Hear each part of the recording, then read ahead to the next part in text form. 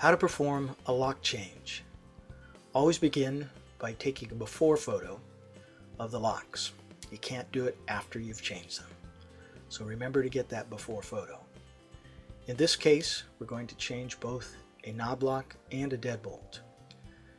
So grab your channel locks, check to make sure that the knob lock is indeed locked, and then grasp the knob and bend it up and down and pull out at the same time. In this case, it's a little more difficult with the presence of a realtor's lockbox on the knob lock, but it's not too hard to do with the right equipment.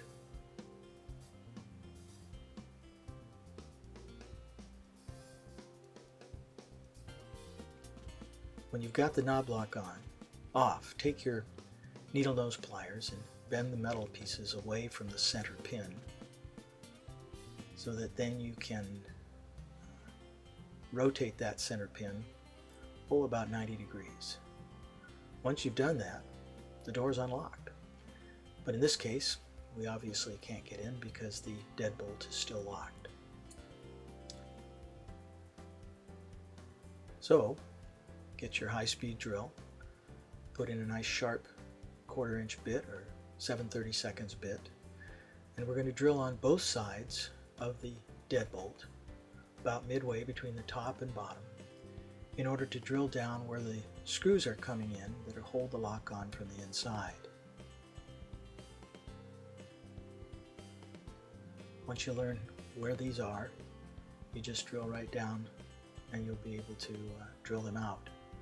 Drill on both sides to get the hole started so that the lock won't spin on you. And sometimes it's that easy, other times it takes a little longer, but having a sharp bit, maybe a little cutting oil, always comes in handy.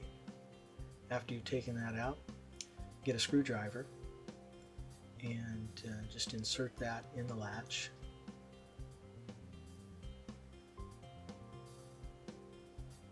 And turn the knob lock, and you're in. Now all we're going to do is take the drill and remove all the rest of the hardware from the two locks. Again, let me emphasize that it's important to know what kind of lock, especially the deadbolt, you're dealing with, because the position of the screws that hold it in place are different. So you'll learn where to drill the various locks. Now on the knob lock, usually the screws are right inside, on the inside part of the knob lock, but in this case there's an escutcheon that covers the screws. So we're going to have to pop that off. So pry it off with a screwdriver on one side and then take it around the other side and pry it off there. Then you'll see a little locking mechanism on the side, and you just simply take your screwdriver and push that down. There's usually one on each side.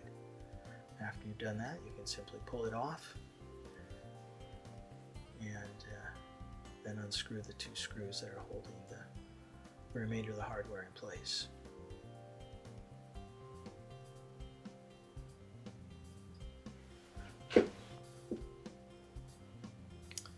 After you've done that, then just simply remove all the rest of the hardware that's there. Now go outside and take a during photo from the same place you took your before photo. Make sure with your deadbolt latch that you note where it says up and orientate it correctly when you install it. Now when you're putting a lock set on the outside of the deadbolt, it's important to make sure that you've turned it the right way so that after you get it all assembled, the slide bolt will operate correctly.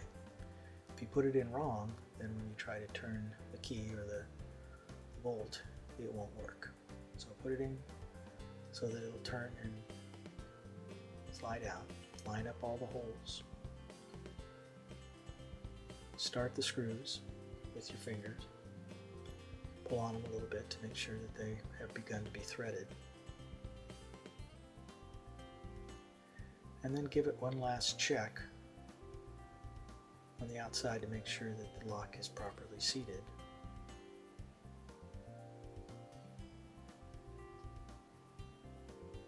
Yes.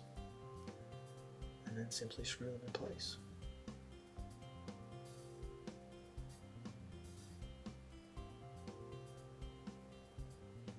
Take your key and put it in the lock.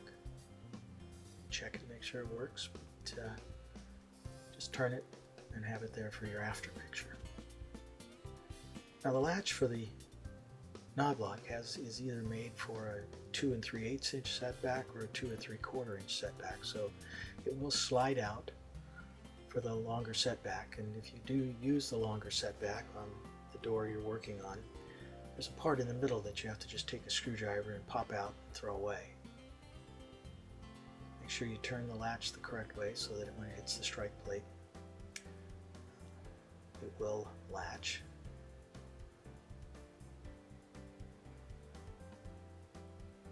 And then get the locking portion of the door, make sure the knob, make sure that's on the outside. It will fit on the inside, so you could assemble it incorrectly, but make sure you got it on the outside. And then line up the inside, however the particular lock you're using is designed.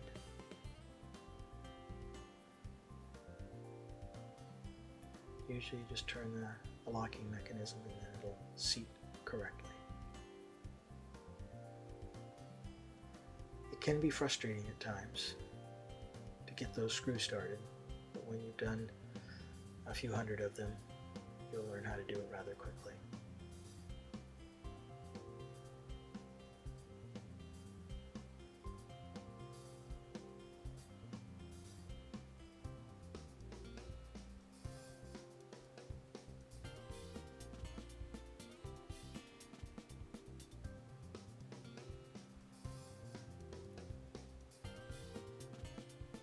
And then put your key in the knob lock.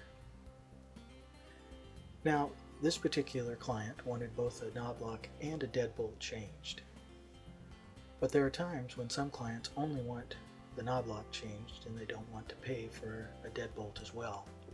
In that case, if you've had to drill out the deadbolt as we did here, then you'll want to get a cover plate that will cover the holes on both sides and just simply bolts together to cover that hole.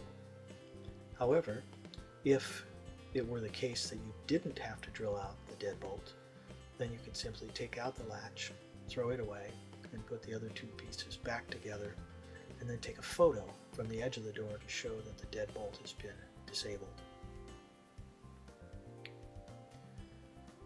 Then go outside and take your after photo. When you've done that, gather up all the parts, put them in the kitchen drawer, take a picture to show that you've done the work. Congratulations.